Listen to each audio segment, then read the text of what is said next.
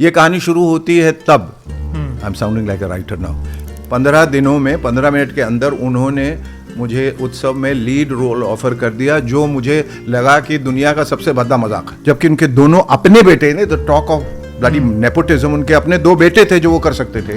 And Rekha is a very professional actor, तो कुछ don't feel scared और you no nervous. Intimate scenes वाली बात है। हाँ, इंटीमेट सीन्स के थे काफी, और पहला ही सीन वैसा था। ऐसा जब मैंने किया, शी सेड, गिरीश ये तो बहुत ज्यादा कंफर्टेबल हो रहा है। Before the shot started there was a massive income tax raid on a house in Bombay. But she said, these are your dates, I'll stay no matter what they want to do, let them.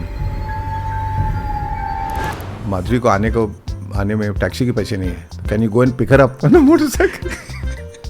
तो मैं पहले माधुरी दीक्षित को motorcycle पे लेने जाता था, वो बैठती थी, उनको लेके आता था।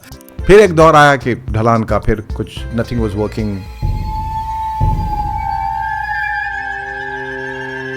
That's where the struggle started, and the struggle worsened when I discovered in 1989 that my son was terminally ill.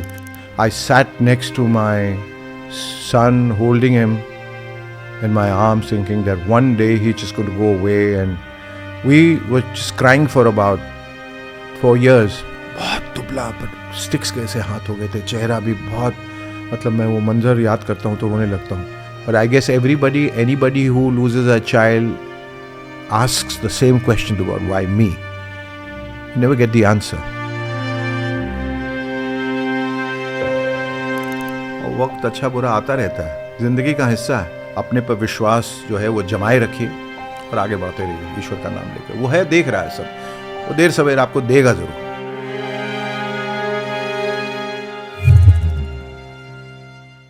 Hello, हाय, आदाब, नमस्कार, सत श्री अकाल। आप देखना शुरू कर चुके हैं और बताओ, और मेरा नाम है अविनाश पाल। आज मेरे साथ जो शख्सियत मौजूद है वो ऐसी पर्सनैलिटी है जिन्होंने ऑन स्क्रीन रहकर जितना लोगों का दिल जीता है, उतना ही वो कुर्सी के इस पार भी बैठे हैं, यानी अक्सर बातें करते हुए नजर आए हैं। मैं बात कर रहा हूँ शेखर सुमन की। शेखर जी, स्वागत है आपका। थैंक यू, शुक्रिया, मेर्सी। और बताइए क्या चल रहा है? और हो तो बताऊं, अभी जिंदगी के उस मकाम पे नहीं हूँ जहाँ और बता सकूं। जी, जिंदगी वैसे ही चल रही है जैसे चल रही थी, उसमें कुछ खुशियाँ हैं, कुछ गम हैं, कुछ उतार हैं, कुछ चढ़ाव हैं। पर इस वक्त जो है, मैं अगर आप सही माने में कहेंगे और बताओ, तो मैं सिर्फ और सिर्फ अपने बेटे के बारे में बात कर सकता हूँ, अध्ययन सुमन। उनकी ज़िंदगी में एक नया उत्साह, एक नई उमंग हीरा मंडी के नाम से आई है, जिनमें वो एक बहुत ही अहम रोल निभा रहे हैं। और दोहरी खुशी की बात यह है कि उस शो में मैं भी हूँ, लेकिन हम एज कंपेटिटर्स हैं, एज डिफरेंट एक्टर्स। मतलब घर से निकलते हैं बाप बेटे, वहाँ जाके कंपेटिटर्स बन जाते हैं। और तो एक अय्याश नवाब का रोल वो कर रहे हैं, जिसका नाम है जोरावर, और कल उसका प्रीमियर था और बहुत सारी खुशियाँ लेके आया है। Extremely dilated. और जहाँ तक मेरा सवाल है, तो मेरा भी एक बड़ा अहम रोल है उसमें, मनीषा कोइराला के साथ और तमाम जो दूसरे लोग हैं। और एक बड़ी खुशी की बात हम दोनों के लिए कि हम लोग संजय लीला भंसाली के साथ काम कर रहे हैं, whom I consider one of the best in India। तो अभी डबल वैमी है और दुगने जोश के साथ हम लोग आगे काम करना चाहते हैं, हम दोनों। बिल्कुल, आपने जितनी चीज़ें बोली, उतार चढ़ाव की बात करी, सुख दुख की बात करी, अध्ययन की बात करी, इन सब चीज़ों पे आज हम बात करेंगे। शुरुआत करते हैं हीरा मंडी से। जी, हीरा मंडी में जो आपका किरदार है, क्योंकि मैं बता दूं कि ये जो पॉडकास्ट है ये रिलीज़ के पहले शूट हो रहा है और मैं देख चुका हूँ। हालांकि इस वक्त बहुत ज़्यादा बोलने की इजाज़त नहीं है, लेकिन बहुत खूबसूरत सीरीज़ आई है, बेहद प्यारी, हर एक फ्रेम उसका बहुत सुंदर है। और जैसा आपने बोला कि भंसाली साहब वन ऑफ द आइकॉनिक, बिल्कुल वन ऑफ द बेस्टेस्ट, मतलब उनके आगे कुछ नहीं, वहाँ जाके फिर वो रास्ता ख़त्म हो जाता है। हाँ। क्योंकि उसका आगे रास्ता है ही नहीं। परफेक्शन का रास्ता जहाँ है ना, जहाँ तक ले जा सकता है आपको जी, और जहाँ तक ले गया है उनको, वो रास्ता बस वहीं ख़त्म होता है उनके नाम के साथ। हीरा मंडी मिली कैसे? ये तो आपको मंजाली साहब से पूछना होगा कि उन्होंने हमें दी क्यों। मेरे ख्याल से प्रारब्ध है, ये सब किस्मत है, नियति है, और जो जिसके भाग्य में जो जितना लिखा है, जब जैसा जिसके साथ वैसा ही होता है। हम समझते हैं कि हमने ऐसा किया तो वैसा हुआ, पर मुझे ऐसा लगता है कि सब कुछ निर्धारित पहले से है। हम सिर्फ एक किरदार की तरह उसको निभाते चले जा रहे हैं। सिर्फ फ़र्क ये है कि हम ज़ाती ज़िंदगी में जो किरदार निभाते हैं वो हमें अमूमन पता होता है कि आगे ये क्या करेगा, क्योंकि हमारे पास स्क्रिप्ट रहती है। हाँ। तो हम आगे पन्ना पलट के देख लेते हैं कि आगे क्या होगा, या हमें कहानी सुनाई गई होती है। इस स्क्रिप्ट का पन्ना वही खुलेगा जिस दिन आप जिंदा हैं और आप हैं, उसके आगे का पन्ना आपको पलटने की इजाज़त नहीं है, और आप सिर्फ अनुमान लगा सकते हैं। शायद इसमें लिखा था कि अगले पन्ने पे कि हीरा मंडी जो है वो शेखर सुमन और अध्ययन सुमन को मिलेगा, तो मिल गया। आपने भाग्य की बात करी। मेरी जानकारी में पहले भी आप एक बार भंसाली जी के साथ काम करने वाले थे, लेकिन किसी वजह से बात नहीं बन पाई। भाग्य की वजह से, भाग्य की वजह भाग्य की वजह से। वो रिटर्न था पहले से। मैंने कहा कि हम लोग एक बाउंड स्क्रिप्ट जिंदगी के लेके आते हैं, विच इज़ प्री रिटन। न उससे ज़्यादा न उससे कम कुछ होता है। उसका हर लफ्ज़ जो है वो पहले से हर्फ जो है वो लिखा हुआ है, और बस मैंने कहा कि you have to just follow it, और वही करते आए। तो आपको कभी कभी ऐसा लगता है कि ये हो जाएगा, बस हो गया, पर वो मुकम्मल नहीं होता, क्योंकि वो आपके भाग्य में नहीं है। और मैंने शुरू में कहा कि वही जब जब जिसके साथ जितना होना होता वो तभी वैसा ही होता है। तो इसलिए उस वक्त नहीं मिला और इस वक्त मिल गया। शायद उस वक्त मिलता तो ये नहीं मिलता, शायद दोनों नहीं मिलते, किसको क्या पता। लेकिन भाग्य ने उस वक्त क्या वजह रखी थी कि देवदास। क्या फ़र्क पड़ता है? हाँ। क्या फ़र्क पड़ता है? कोई फ़र्क नहीं पड़ता है। जो मिल गया उसको मुकद्दर समझ लिया, जो खो गया मैं उसको भुलाता चला गया। हीरा मंडी की बात करते हैं। आपका शुरुआती सीन है जहाँ पे बग्गी में आप बैठे हैं और दूसरी ओर मलिका जान है। जी। मैं जब इस सीरीज को देख रहा था, मेरी एक महिला साथी हैं, उनके साथ देख रहा था रिव्यू के पर्पज से। सीन खत्म हुआ, हमने पॉज किया और उन्होंने अपना रिएक्शन बताया कि मैंने बताया कि मैं इस वजह से हंस रहा हूँ, उन्होंने अपना रीज़न बताया कि वो इस वजह से इतनी बोलते हैं ना स्तब्ध होके देख रही थी। आपको ये सीन कैसे नरेट हुआ और आपका क्या रिएक्शन? मैं आपको बताता हूँ, ये सीन था ही नहीं। अच्छा। ये सीन बहुत अलग किस्म का था, और वो एक कन्वेंशनल, एक शराब में नशे में धुत एक नवाब जिसका एक रिश्ता है, नाजायज़ रिश्ता है एक तवाइफ के साथ, और वो मलिका जान जैसी एक तवाइफ जो कि बिल्कुल तख्त पर बैठी हैं उस वक्त शाही महल में, और उनके साथ रिश्ता है। और वो नशे की धुत में शायद हर रोज़ शाम को वो लोग तफरी करने जाया करते होंगे या मिला करते होंगे, और उसके बाद अमूमन जो होता है शारीरिक संबंध वो हुआ करता होगा। तो ऐसा ही कुछ सीन था कि वो करते करते शारीरिक संबंध कर रहे हैं, या एक सेक्सुअल इंटरकॉर्स हो रहा है, और ये तमाम बातें चल रही हैं जो वहाँ उन्होंने कहा कि कैसे ब्रिटिशर्स उनको ख़रीदना चाहते हैं और टाइटल देकर, और ये लड़वाना चाहते हैं जिस तरह से आप लड़वाती हैं हमारे और बेगम के बीच लड़ाई लड़ाती हैं, divide and rule, all of that था। जब हम सेट पे पहुँचे, और ये बंसाली साहब की खासियत है कि जब जो जैसा आप सोच के जाएंगे वैसा बिल्कुल नहीं होगा। जैसा कहते हैं ना कि ज़िंदगी हमेशा हर मोड़ पर कोई सवाल आपको देती है, और जब तक आप सवाल का जवाब ढूंढते हैं तब तक ज़िंदगी सवाल बदल देती है ना। उसी तरह बंसाली साहब है। आप सब ढूंढ के जाएंगे, सब प्रिपेयर कर लिया एज एन एक्टर, ये मैं बोलूँगा, ऐसा बोलूँगा, मेरे नुक्ते यहाँ सही होंगे, मेरी ज़बान वगैरह वगैरह, ये किरदार ऐसा होगा और इसको इस तरह से मैं निभाने वाला हूँ। वहाँ पहुँचे तो पता चला कि वो पूरा सिनेरियो चेंज हो चुका है, वो माहौल बदल गया, लाइंस बदल गई, किरदार को छोड़ के सब कुछ बदल गया। तो हाँ, ठीक है, हम चूँकि थिएटर एक्टर हैं क्विंटेसेंशियली, तो you know I can quickly adapt my self, but it can be very upsetting and अननर्विंग for any other actor जिनका थिएटर बैकग्राउंड नहीं है, या जो इस तरह से क्विकली अडेप्ट नहीं कर सकते, क्योंकि एक बड़ा लंबा समय जाता है उसको तैयार करने में, और फिर आप उस माइंडसेट के साथ जाते हैं कि मुझे ऐसा ही करना है, और बिल्कुल जब वो माहौल वैसा नहीं रहता है, अनुकूल नहीं रहता, फिर आप क्या करें। तो उन्होंने मुझे ये जो एहतराम, जो अक़ीदत है, वो बंसाली साहब के साथ जो है वो दो तरफ़ा है, इट्स बोथ वेज। हम दोनों एक दूसरे को बहुत रिस्पेक्ट करते हैं। किन्हीं वजहों से मुझे शेखर जी बुलाते हैं, जो कि मैंने उनको कहा था कि आप मुझे शेखर बुलाया कीजिए। बहरहाल, तो उन्होंने कहा कि शेखर जी ये जो सीन है वो ऐसा है, लेकिन मैंने कुछ और सोचा है। मैंने कहा बताएं क्या सोचा है आपने। तो उन्होंने मुझे ये बताया कि अगर ऐसा कर लें, और नवाब पलट के कुछ और ही कर रहा है, लेकिन कर वही रहा है, लेकिन सोच रहा है कि मैं ही कर रहा हूँ, और ज़िद भी करता है कि मैं कर रहा हूँ जो सही कर रहा हूँ, क्योंकि नवाब है, जो हमने कर दिया वो कर दिया। अब चाहे वो बाएं हो, दाएं हो, आगे हो, पीछे हो, मध्य, ऊपर हो, नीचे हो, कोई फ़र्क नहीं पड़ता।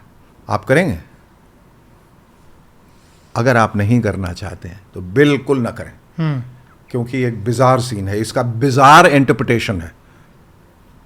हमने कहा बिल्कुल करेंगे, इसमें तो दो राय नहीं है और इसमें सोचने वाली बात भी नहीं है। आपने कह दिया, मैंने समझ लिया, मुझे अच्छा लगा इंटरप्रिटेशन, क्योंकि मुझे बिजार इंटरप्रिटेशन बहुत पसंद है। तो मुझे कोई इंस्ट्रक्शन नहीं दिया, उन्होंने कहा बोले आप करें जैसा आप करना चाहते हैं इसको अपने हिसाब से। और मनीषा को बताया गया था कि ऐसा हाँ ऐसा हाँ कुछ हाँ, कर रहे मनीषा हैं? हाँ अच्छा। बता दिया, उनको ही जी। बता दिया। तो पहले तो भौचक्का हो गई हैं बिल्कुल कि अच्छा ऐसा भी कुछ हो सकता है, क्योंकि ऐसा आज तक नहीं हुआ। Out of the box, correct. नहीं नहीं, आउट ऑफ एवरीथिंग। हाँ, बॉक्स तो बहुत छोटी चीज़ है। छोटी चीज़ हाँ, ये आउट ऑफ दिस वर्ल्ड से भी बाहर था वो, मतलब कॉस्मोस से भी बाहर वो कोई चीज़। ऐसा कैसे कोई सोच सकता है? हम हवा में बातें कर सकते हैं, लेकिन हवा में, हाँ आप समझ रहे हैं, वो कैसे कर सकते हैं? तो हमने किया, तो वो एक कन्विक्शन के साथ कि ऐसा हो रहा है, ऐसा मुमकिन है, वो सीन मैंने किया। वो बड़ी बेचारगी, लाचारगी, और उस सीन में बहुत पैथोस है कि किस हद तक वो कहाँ गिर चुके थे इन लोग, कि उन्हें खुद अपने वजूद का एहसास नहीं था कि एक नवाब की ये हालत हो सकती है, इतने बड़े नवाब की वो कर रहा है। उसमें कहीं ना कहीं एक टीस है जिसको एक समझदार डिसर्निंग ऑडियंस ही समझ सकती है, क्योंकि ऑडियंस नॉर्मली, और जिस तरीके से वो उसे विजुलाइज करती है, देखती है और ग्रास्प करती है, वो बड़े सतही तौर पे, they never get into the subtext कि इसका इंटरप्रिटेशन ये भी हो सकता है। वो पहला ही टेक ज़बरदस्त तालियों के बीच वो ओके हो गया, और मेरे ख्याल से ऐसे टेक्स दोबारा हो भी नहीं सकते और करने भी नहीं चाहिए। ये एक ऐसा एक जज्बाती हल्फा है, उस समय आया और ख़त्म हो गया, और वो उसी में हो जाता है, और रॉ में बह जाइए वो हो जाएगा। और मैंने किया, और उन्होंने कहा मैग्निफिसेंट मैग्निफिसेंट, आके बहुत अच्छा, आप दोबारा करना चाहेंगे? मैंने कहा नहीं, आई एम एग्जॉस्टेड नाउ। वो करने के बाद no man can do it so quickly again. तो मैंने कहा नहीं, अभी रहने दीजिए, आज का कोटा पूरा हो गया। So that's how it happened. अध्ययन का आपने जिक्र किया, आपने तालियों का भी जिक्र किया। उस टेक के बारे में बताइए, अध्ययन के, जिसके बाद आपको फोन लगाया था। जी, वो उस वक्त तो मैं वहाँ था नहीं, लेकिन जो मंजर रहा होगा वो मैं अपने जहन में वो एक कल्पना कर सकता हूँ कि क्या रहा होगा, क्या समा रहा होगा उस वक्त। ये कि अध्ययन मियाँ तो डरे हुए थे और सकपकाए हुए थे पूरी तरह से। वो कहीं से भी नवाब नज़र नहीं आ रहे थे, वो बिखरे हुए नवाब थे ज़्यादा से ज़्यादा। तो रात में जब वो मेरी बात आए कि ये इतना लंबा सीन, और मैंने कहा खुदा का शुक्र मनाओ और मनाते रहना कि वो सीन पलट ना दें कि तुम तैयार करके अगर जाओगे। तो मैंने कहा मुझसे तो तैयारी भी नहीं हो रही है, लेकिन मैं वहाँ जाके कर लूँगा। मैंने कहा ये एक्टर, जिस एक्टर ने ऐसा सोच लिया कि मैं कर लूँगा ना, उससे वो कभी काम नहीं होगा। You have to be mentally prepared. एक खाका तो खींचना ही पड़ता है। तो हमने कहा बैठिए और करना शुरू किया। तो उर्दू ज़बान है, ये आसान ज़बान नहीं है, सबको नहीं आनी। रात भर मैंने उनसे वो रिहर्सल्स करवाए और सुबह जाके वो कराए। उनके जो राइटर हैं मोइन बेग साहब हीरा मंडी के, तो उनका फ़ोन आया। उन्होंने कहा पता है क्या हुआ शेखर, पता है? मैंने भाई क्या हुआ? लाइंस भूल गया, ख़राब कर दिया, निकाल दिया, क्या हुआ? मैं तो ये सोच रहा था, जबकि ऐसा नहीं सोचना चाहिए था, लेकिन चूंकि डरा हुआ था, मैंने कहा शायद नर्वस होकर कुछ गड़बड़ तो नहीं कर दिया। पर उसकी वॉइस में एक्साइटमेंट थी। बोला he took the set by storm, everyone's clapping for him. और बंसाली साहब उठ के गए, उसको गले लगाया, कि आंखों में आंसू थे, खुशी के आंसू। और वो बहुत बहुत ज़्यादा बड़ाई की उन्होंने, और मुझे एहसास नहीं हुआ कि फिर उन्होंने कहा बंसाली साहब थोड़ी देर में फ़ोन करेंगे लग रहा है मुझे, and good enough the call केम। और वो बात करने लगे और तारीफ़ के उन्होंने पुल बांध दिए, जो कि मैंने कभी सपने में नहीं सोचा था। तो I believe that he is very economical with his praise. तो वो थोड़ा संभल के और बहुत उनकी तरफ से आने लगा। मुझे एहसास नहीं हुआ कि मैंने कब रोना शुरू कर दिया। I started crying because it was a validation from none other than mister Bhansali. और मैं अपने लिए नहीं, अपने बच्चे के लिए रो रहा था, कि जिसने इसके लिए 14-15 साल का एक लंबा वक्फा इंतज़ार किया था। He was the man of the hour, he was the man of the moment, he was the man of the match.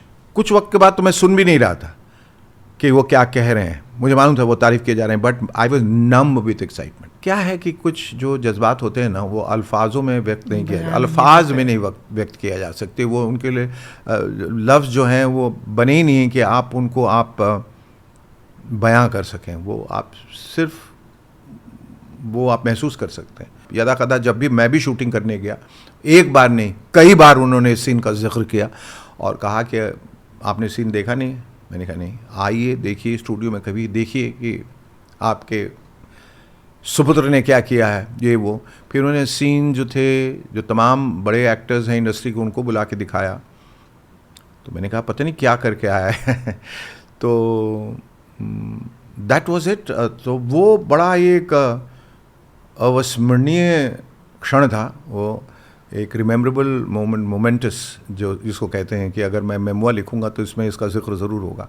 इंतज़ार करना भी अच्छा होता है और वक्त अच्छा बुरा आता रहता है, ज़िंदगी का हिस्सा है और इसे कभी घबराना नहीं चाहिए, कभी निराश नहीं। आदमी गिरता है, उठता है, चलता है, फिर गिरता है, फिर चलता है, इसी का नाम ज़िंदगी है। चुनौतियाँ लेते रहिए, अपने पर विश्वास जो है वो जमाए रखिए और आगे बढ़ते रहिए ईश्वर का नाम लेकर। वो है, देख रहा है सब, वो देर सवेर आपको देगा ज़रूर। बॉलीवुड बबल से ही बात करते हुए मेरे एक साथी से अध्ययन ने जो भी आप बता रहे थे ना उसका जिक्र भी किया कि कैसे उनके एक सीन को बंसाली साहब ने रणबीर, आलिया है ना, इन सब लोगों को भेजा और वहाँ से जो अप्रेजल आया, तो वो ये भी बता रही थी कि वो एक सीन नहीं है, वो 15 साल बतौर एक्टर जो एक भूख थी जो वो डिलीवर नहीं कर पा रहे थे, मौका नहीं मिल रहा था, वो उसका समागम है।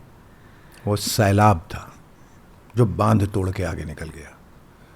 समागम नहीं था, सैलाब था, वो तूफान, वो उफान था, एक टाइफून था, वो सब एक सुनामी, वो सारी हदें पार करके सारे बांध तोड़ के वो आगे निकल। जब आपको कॉल आया, आपको पता लगा कि ऐसा बेहतरीन शॉट दिया है, हर कोई तारीफ कर रहा है, उसके बाद जब आप अध्ययन से पहली बार मिले, आप दोनों की इमोशंस कैसे थे? क्योंकि आप फ़ोन पे रो रहे थे आपने बताया, तो बेटा जब सामने है वो ऐसा अचीव हमारी ज़िंदगी में, हमारी जिस परिवार से मैं आता हूँ वहाँ कभी प्यार को दिखाया नहीं जाता और न दर्शाया जाता है। प्यार वो है जो पीठ पीछे दिखाया जाता है। मेरे पेरेंट्स ने कभी मुझे गले लगा के नहीं कहा, ओ मेरा बेटा तुमने मेरा नाम रोशन किया, oh we love you so, ऐसा कभी कुछ नहीं हुआ ही नहीं। न कभी हाथ पकड़ा, न कभी गले लगाना तो दूर की बात है। और हमारे यहाँ भी वही प्रथा है कि मेरा बेटा, मेरा ये, वो सब कुछ नहीं। पीठ पीछे हम जितनी मर्जी तारीफ़ कर लें, वो समझ जाएंगे, वो समझ गया होगा कि मैं कितना फ़ख्र महसूस कर रहा हूँ उसके लिए। So I said just well done. तो उसके साथ ये हुआ, उसका वक्त भी आया और हमारा भी वक्त भी आया, हमारे एक दूसरे किस्म का वक्त आया एज पेरेंट्स, उसका वक्त एज एन एक्टर आया। तो it was like redemption, final validation. आपका जो सिनेमाई करियर था, आपकी जो सिनेमाई पारी थी, मुंबई आना, काम शुरू करना, वो कैसे शुरू हुआ और आपके सामने क्या क्या मुसीबतें हैं? क्योंकि अब आप बतौर पेरेंट्स अपने बच्चे को देख रहे हो कि उनके सामने क्या समस्याएं हैं, क्या प्रॉब्लम्स हैं, आपके वक्त पे क्या समस्याएं हैं? आप ये सोचिए कि अध्ययन को तो एक घर मिला, पेरेंट्स मिले यहाँ पर और सब कुछ मिला, सारी व्यवस्था, सब कुछ, एवरीथिंग ऑर्गेनाइज, फिर भी वो स्ट्रगल कर रहा था। मैं तो कुछ भी लेके नहीं आया था, मैं तो खाली हाथ आया था और भरे हुए सपने लेके आया था कि मुझे ये बनना है। लेकिन बहुत दिनों तक मैं इस बात का क्षोभ रहा मुझे कि मुझे भगवान तुमने स्ट्रगल क्यों नहीं करने दिया, क्योंकि मैं स्ट्रगल को बहुत रोमांटिसाइज करता था। मैं जाऊंगा, स्ट्रगल करूंगा, मैं भी बेंच पे लेटूंगा, मैं भी चने खाऊंगा, मैं भी लोकल ट्रेन में ट्रैवल करूंगा, मैं भी तारे गिना करूंगा रात को, भगवान ईश्वर तू मेरे साथ ऐसा क्यों कर रहा है। फिर कहीं बहुत सारे ऑडिशंस दूंगा, फिर कोई छोटा सा रोल मिलेगा, फिर कोई मुझे एक के आसिफ या महबूब खान जैसा एक डायरेक्टर मिलेगा जो देखेगा, बोलेगा ये हीरा कब यहाँ कैसे छिपा हुआ था, इसे इस कोयले के खान से बाहर निकालो, इससे चमकाओ। मुझे मालूम था कि एक दिन दुनिया में अपना नाम रोशन करेगा, ऐसा कुछ नहीं हुआ, वो हुआ ही नहीं। फिर मैं ये करूँगा, वो करूँगा, और फिर मैं इंटरव्यू में अपने संघर्ष के दिनों की बात लिखूँगा। पर मुझे 15 दिनों के अंदर, before I could say Jack Robinson, में शशि कपूर जी के भाग्य नियति उनके बगल में बैठा, 15 मिनट के अंदर, 15 दिनों में 15 मिनट के अंदर उन्होंने मुझे उत्सव में लीड रोल ऑफर कर दिया, जो मुझे लगा कि दुनिया का सबसे भद्दा मजाक है। क्योंकि मुझे लगा मजाक कर रहा है, किसी को कैसे कोई रोल दे सकता, वो भी lead role in a magnum opus, जो करोड़ों की फिल्म बन रही थी, जिसमें रेखा हीरोइन थी। उन्होंने कहा अगर आप हीरो आप चुन लिए गए, now you will be opposite Rekha. Shashi, टोक रहा हूँ, लेकिन शशि कपूर साहब से मुलाकात तक कैसे पहुंची गाड़ी? वो वहाँ तक आप जाना चाहते हैं, चलिए ठीक है, गाड़ी में थोड़ा सा रिवर्स में डालता हूँ। और ये बड़ी एक लंबी कहानी, और इसीलिए मैं किस्मत पे मेरा इतना भरोसा है। ये कहानी शुरू होती है तब, I am sounding like a writer now, ये कहानी शुरू होती है तब जब मैं दिल्ली में था, और स्नातक होने के बाद मैं Shri Ram centre for art and culture, जो एक नेशनल स्कूल ऑफ ड्रामा, वो तो गवर्नमेंट ऑर्गेनाइजेशन है, प्राइवेट ऑर्गेनाइजेशन है, जिसमें एक एक्टिंग डिपार्टमेंट है, रेपरेटरी कंपनी जो हमारे जाने के बाद खुली, वहाँ मैं बतौर प्रोफेशनल एक्टर काम कर रहा था। एक दिन की बात है बम्बई से कुछ हस्तियाँ आईं, उनमें से एक शम्मी जी पुरानी एक्ट्रेस थी मशहूर, वो ढूंढते ढांढते किसी एक्टर की तलाश में हमारी रेपरेटरी कंपनी आई। मैं उस वक्त 20 वर्ष का था, और उन्होंने कहा कि मैं एक फिल्म बना रही हूँ पिघलता आसमान, और उसमें एक छोटा सा लेकिन बहुत इम्पोर्टेंट रोल है, और अक्सर ये प्रथा थी कि वहाँ से बम्बई से लोग थिएटर एक्टर्स इस किस्म के रोल के लिए आते थे, और we as part of internship जाके वो कराते थे। अच्छा, हाँ, वो कराते थे सीखने के लिए, अपने क्राफ्ट को बेहतर बनाने के लिए। तो वो एक छोटा सा रोल है जो राखी के साथ है, राखी जी के साथ, और शशि कपूर उसके हीरो हैं, मैं प्रोड्यूसर हूँ उसकी, और मुझे तलाश है एक नौजवान की।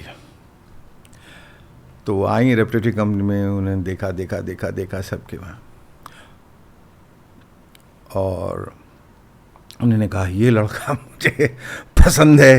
ये फिर उन्होंने पूछा कि किसी से कैसा एक्टर है, सबने तारीफ़ें की, बोले, तो उन्होंने मुझे बुलाया, बच्चे इधर आइए, आप करेंगे वो छोटा सा रोल। हमने कहा हम करेंगे, हम तो मरेंगे उसके लिए, मतलब हम तो बैठे हुए हैं, भरे बैठे हैं कि हमें तो फिल्मों में कहीं एक सूत्र मिलना चाहिए, क्योंकि जाना तो वहीं है। हमारा मक्का मदीना तो बम्बई में हमारा इंतज़ार कर रहा है, भाई हमें जाना वहाँ है, तो ये करेंगे। और हमने कहा इंटर्नशिप में हम लोगों को थोड़ी परमिशन मिल जाती कि जा काम करें। तो ये बोले फलां जो है कल्लू मियाँ हमारे प्रोडक्शन कंट्रोलर, जो मेरी कुछ समझ में नहीं है प्रोडक्शन कंट्रोलर वगैरह सब क्या होता है, ये आपको फ़ोन करेंगे, आपके पास, तुम्हारे पास कोई सूट है? एक ही सूट था मेरा बचा के रखा होता, मैंने हाँ सूट है, क्योंकि वो एक अखबार बेचने वाले लड़के की कहानी है, का रोल है, और वो सुबह अखबार देने आता है, और राखी उनको देखती हैं तो उनको लगता बड़ा खूबसूरत ही लड़का है, अगर ये ऐसा होता वैसा होता तो विजुलाइज़ करती हैं, तो वो सूट में आ गया, और फिर वगैरह वगैरह ऐसा कुछ इनका रोमांटिक ट्रैक या कुछ ऐसा सोचती हैं वो। तो मैं हालांकि बहुत छोटा था, राखी हम बहुत सीनियर एक्ट्रेस थे। वो रोल बाद में इसलिए कटा भी क्योंकि वो कुछ इट वाज़न्ट मेकिंग सेंस, लेकिन देखिए किस्मत, वो होना था। तो अब कल्लू मियाँ मुझे फ़ोन करने वाले थे, तो मैं डिफेंस कॉलोनी बरसाती में रह रहा था उस वक्त, तो ना मोबाइल ना लैंडलाइन कुछ नहीं था। कल्लू मियाँ आएंगे, एम्बेसडर में हॉर्न बजाएंगे नीचे से, आप सूट लेके खड़े रहिएगा, आ जाइएगा। कल्लू मियाँ नहीं आए। मैंने कहा भाई ये क्या हो रहा है? फिर चूँकि प्रैक्टिकल आदमी, after a point I give up. मैंने कहा कल्लू मियाँ जो है नहीं आएंगे। वो कल्लू मियाँ का कुछ हो गया, या कल्लू मियाँ को किसी ने दफन कर दिया, या वो कहीं गुजर गए, चले गए, पता नहीं क्या हो गया, चलिए जाने दीजिए।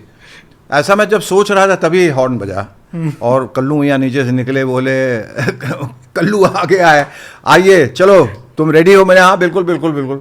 तो वो मुझे फिर वहाँ से सैनिक फार्म था, वहाँ शूटिंग चल रही थी, और वहाँ मैं उतरा, और पहली दफ़ा मैंने फिल्म एक्टर हीरो को देखा, शशि जी को, जो कि मेरे प्रोड्यूसर बनने वाले थे बाद में। तो खैर उनको देखा, मेरी आंखें जो हैं उन पर बिल्कुल टिके, मैंने इतने हसीन होते हैं यार फिल्म एक्टर्स, कमाल, उनसे नज़रें नहीं हट रही थी। और फिर राखी जी और सबसे मिला मैं, और फिर वो इस्माइल श्रॉफ उनके डायरेक्टर थे, और उसमें वो जो शॉट था वो हमने दिया। वो हमारे लिए it was like a child's play, theatre actor था, 8-10 लाइन थी, बोल गया, पहला टेक ओके ओके, ऐसे मुझे लगा कि मैं हिंदुस्तान नहीं पूरे विश्व का सबसे बेहतरीन एक्टर हूँ। ऐसा कुछ था नहीं, है ना मैं कोई मार्लन ब्रांडो था, ना एल पचिनो और रॉबर्ट डी नीरो, ये सब तो anybody could have done who was a theatre actor. तो खैर बड़ी तालियां बजी और बड़ी तारीफ़ें। तो फिर मैंने बोले कि बस पैकअप जाइए, और उन्होंने मुझे 1,000 रुपये उसके लिए दिए, 1,000 रुपये। तो मैं रेपरेटरी कंपनी में, I was a salaried actor, I was getting a stipend of 600 rupees. तो मेरे लिए मैंने कहा 600 रुपये जो मैं महीने में काम करता हूँ, वो एक शॉट के लिए, भाई कमाल है। तो खैर मैंने आखिर रेपरेटरी कंपनी में कहा मुझे 10,000 दिए गए तो सारे जलन से मर गए। कम वक्त हम 600 के लिए मर गए, तुम 10,000 कमा के आ गए। मैंने कहा और क्या, पहले तो मैंने सोचा तुम लोग हार्ट अटैक दो 20,000 बोलो, सब मर जाओगे साले, फिर मैंने कहा नहीं नहीं साथ में काम करना है, तो बस यहाँ तक सही है। तो हमने फिर शमी जी को बोला कि भाई मैं भी बम्बई आना चाहता हूँ और आप अपना नंबर देंगी मुझे, मैं आके, मैं तो किसी को जानता ही नहीं, आई विल कॉन्टैक्ट यू। हाँ ज़रूर ज़रूर बेटा, आना ज़रूर, कांटेक्ट करना। वो मैंने पुड़िया ऐसा गोल सा बना के एक किसी कागज़ में लिखा था, बहुत एहतियातन उसको बिल्कुल दिल के करीब रख के फिर मैं चला। बहुत खुश था कि मुझे एक रास्ता तो अब दिखाई दे रहा है यहाँ से, ये एक सेतु जो बम्बई तक मुझे ले जाएगी। मुझे याद है डिफेंस कॉलोनी में एक फिल्म मैगजीन की दुकान हुआ करती थी, वहाँ मैगजीन खरीद के ले आते थे। एक मैगजीन लेके आया जिसमें उत्सव फिल्म की चर्चा थी, शशि कपूर जी बना रहे हैं उसमें, अमिताभ बच्चन हीरो हैं, रेखा हैं, कमल हसन हैं, और उसमें शमी कपूर जी हैं, ओम पुरी हैं, जाने कौन कौन इंटरनेशनल वर्जन। तो वो मैंने कहा भाई कमाल फिल्म बना रहे हैं Shashi ji. Little did I know that destiny was calling me for the same film, इसलिए बार बार मैं उस पर जोर दे रहा हूँ। 2-3 साल काम करने के बाद मुझे लगा अब वक्त आ गया कि मैं बम्बई जाऊँ। दिस वाज अर्ली 80s, है ना, मिड 80s। हमने बोरिया बिस्तर बांधा, चले आए। I got married at the age of 21, तो मैंने we fell in love and we had a rollicking affair, we got engaged, शादी कर ली। मैंने कहा कल करते हैं, आज कर लेते हैं। तो लोगों ने भाई खिलाओगे कैसे पिलाओ, मैंने कहा सब हो जाएगा, बम्बई जा रहे हैं। अलका जी को लेके आप बम्बई आ गए? बम्बई लेके आ गया, मैंने जो होगा देखा जाएगा। पॉकेट में मैंने कहा तुम्हारे कितने 1,500 और मेरे कितने 1,500 मिला के 3,000, अभी काफ़ी, आगे देखेंगे क्या होता है। फिर मुझे याद आया शम्मी आंटी का वो मैं लेके आया हूँ नंबर, तो मैंने उनको फ़ोन किया, उन्होंने कल्लू मियाँ ने उठाया। बोले फिर कल्लू मियाँ को मुझे वक्त लगा, बड़ा जोर लगाना पड़ा दिमाग में उनको समझाने के लिए मैं वही लड़का हूँ जिसकी ज़िंदगी आपने ख़त्म कर दी थी एक तरह से। हाँ, आपकी वजह से मेरी जान चली जाती और मैं सोचा था कि आप चले गए। तो मैंने कहा कि मुझे अभी आंटी से मिलना, बड़ी मुश्किल से कम वक्त को लगता है, उसको कोई डिमेंशिया थी या कुछ पार्किंसंस था, क्या था वो, उसको याद आया मुश्किल से, और मुझे बुला लिया उसने। बारिश घनघोर। अच्छा, जब मैं उतरा बॉम्बे सेंट्रल में, याद है, तो अलका मेरे साथ थी, मैंने देखा यहाँ तो हुजूम है लोगों का भाई, कीड़े मकोड़ों की तरह चल रहे हैं लोग। मैंने कहा हे भगवान, यहाँ मेरी तरफ कौन देखने वाला है, यहाँ तो सब मेरी जैसे हैं, तो मेरी तरफ कौन, मैं कौन सा, मतलब मेरे सुरखाब के पंख लगे हुए हैं। मैंने कहा चलिए, अब ओखल में सर डाल दिया, मूसल से क्या डरना, अब करते हैं, जो होगा देखा जाएगा भाई। तो मैंने उनको फिर बड़ा डरते डरते फ़ोन घुमाया। मैंने कहा लोग पलट जाते हैं, बम्बई जाते हैं, फिर कौन क्या, हम किसी को नहीं जानते, काम किया होगा तो किया होगा। लेकिन Shami aunty was very sweet, उन्होंने बुलाया शमी जी ने, कि घर गया, मिला। तो मैंने कहा शुरुआत करनी है, अब आ गया हूँ मैं, तो ऐसा करो ना, तो कल मेरी शूटिंग है। मैंने कहा आपकी किस फिल्म की शूटिंग है, आप और बना रही है? बोली नहीं, वही पिघलता आसमान अभी तक चल तो पैसे की कमी हो गई थी, तो फिल्म रुक रुक के चलती है, तो 3-5 साल से ये पिघलता आसमान ही बना रहे थे, वो कमबख्त आसमान पिघल ही नहीं रहा था। देखिए वो फिर किस्मत, क्योंकि उसी फिल्म में शशि कपूर थे, कोई और फिल्म बना रही होती तो वो उत्सव नहीं बना रहा होता। तो हमने कहा मैं आ जाता हूँ। तो माउंट मेरी के पास, सनकिस्ट बंगलो, माउंट मेरी, आई रिमेंबर द बंगलो, मैं मिलने गया। मैंने कहा कौन कौन है, तो बोले शशि जी हैं, आओ मिल लेना, एक बार बात कर लेना, देखें कहीं से शुरुआत करते हैं। और शशि जी बैठे थे, ऐसे ही कैमरा था, और शॉट दे रहे थे। उस दिन सुषमा सेठ जी भी थी, जो बाद में जिन्होंने मेरी माँ का रोल निभाया देख भाई देख में, तो वो थी, और शायद रति अग्निहोत्री जी थी। तो वो अपना 2 शॉट देके चली गई, सिर्फ और सिर्फ, अब ये डेस्टिनी आप सुनिए, सिर्फ और सिर्फ शशि कपूर जी बैठे थे, और सिर्फ उनके क्लोजअप्स होने थे, और क्लोजअप्स में वक्त लग रहा था, तो खाली बैठे थे, फारिग, जो कि होता नहीं है, और मोबाइल का ज़माना था नहीं, पेपर मैगजीन्स कुछ थे नहीं। वो अकेले तन्हा बैठे, मैं उनके बगल में बैठा, मुझे मिलवाया गया कि भाई ये शेखर सुमन, ये दिल्ली से आए, थिएटर एक्टर हैं। Out of boredom he started talking to me, तो उनके पास कुछ करने को था नहीं। हाँ, so young man what do you do, आप, तो मैंने बताया थिएटर एक्टर हैं। So now I said I want to try out my luck in films, मैं देखता हूँ, किस्मत आजमाने आया हूँ, देखता, मुझे काम करना है। ठीक है। बोले मुझे शशि कपूर कहते हैं। मैंने कहा सर, ओहो, मैंने कहा सर मुझे मालूम है, लोग भूल जाते हैं। अरे he was such a charming man, I can't tell you. और उनकी अदा थी, मुझे शशि कपूर कहते हैं, और ही यूज्ड टू ऑलवेज, किसी से मिलते हैं, मुझे शशि कपूर कहते हैं, हाँ शशि कपूर। हमें कहा सर क्या आप बोल रहे हैं भाई, बोल जाते हैं। तो खैर वो गए और फिर शॉट दे के आए, फिर कुछ बातें शुरू की, फिर अचानक मुझे गौर से देखने लगे, बोले बच्चे मैं एक फिल्म बना रहा हूँ उत्सव, तो बड़ी फिल्म है, हंसते भी थे बीच में, तंजिया कुछ जाने किस बात के वो सोचते रहते, तो उनकी एक हंसी रहती थी बड़ी, तंजिया, पैसे बर्बाद करने की सोच रहा हूँ थोड़ी, बड़ी फिल्म बना रहा हूँ, और बच्चन साहब हीरो थे, और ये हैं रेखा, बड़ी स्टारकास्ट की फिल्म है। फिर बच्चन साहब जो हैं वो थोड़े रोल के हिसाब से बड़े थे, कहानी जो है उसमें हीरो जो है वो बिच कटिंग में वसंत सेना से छोटा रहता है। तो मैं सुन रहा था, मुझे कोई अंदाज़ा नहीं हो कि what he was trying to reach at. Then he looked at me, this is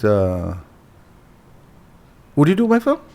मैंने कहा अरे would you do my film, तो मतलब ये कौन सा सवाल हुआ? Of course I will give my right left arm everything to do that film. तो मुझे लगा अब तो कास्टिंग तो हो गई है, तो छोटा मोटा रोल होगा ना, तो let's begin from here. Shashi Kapoor की फिल्म है, छोटा रोल है, तो क्या हुआ? बोले हीरो का रोल है बच्चे।